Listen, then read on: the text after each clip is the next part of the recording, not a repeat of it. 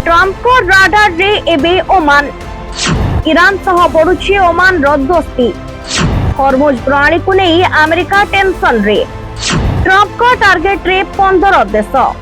विश्व राजनीति में पुणी थरी चर्चार केन्द्रबिंदु रे अमेरिका। डोनाल्ड ट्रम्प को कठोर विदेश नीति को नहीं एबे बढ़ी चिंता, कारण विश्वर केतेक देश एबे ट्रम्प को राडार रे थिबा कहा जाउछि।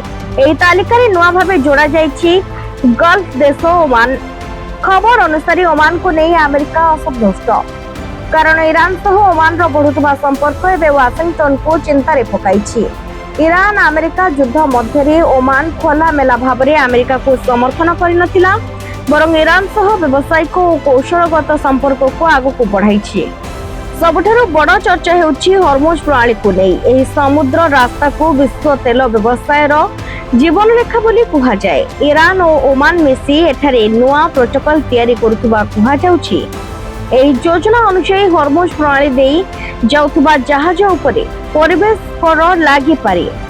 एही पदक्षेप को अमेरिका निज स्वार्थ पई बड़ चैलेंज भाबे देखुछि, कारण हॉर्मुज प्रणाली उपरे प्रभाव कमिले गल्फ अंचल रे अमेरिकार पकड़ दुर्बल होई पारे। एही परिस्थिति रे ट्रम्प को कठोर व्यक्तित्व अंतर्जातीय मंच रे चर्चा सृष्टि करिछि। एपटे ट्रम्प को द्वितीय कार्यकाल उपरे अमेरिकार आक्रमणात्मक रूप नहीं अनेक देश सतर्क हो पड़िछन्ति। ईरान, सीरिया, सोमालिया, येमेन भली देश उपरे अमेरिकीय कार्यानुष्ठान को नहीं चर्चा जोर धरिथिबा बेले एबे नुआ भाबरे क्यूबा को नहीं मध्य बड़ खबर सामना को आछि। अमेरिकीय मीडिया रिपोर्ट अनुसार क्यूबा को नहीं पेंटागन एक स्पेशल प्लान प्रस्तुत करिछि। एही योजना को ट्रम्प को अनुमोदन पई पठा जाइतिबा कुहा जाउछि।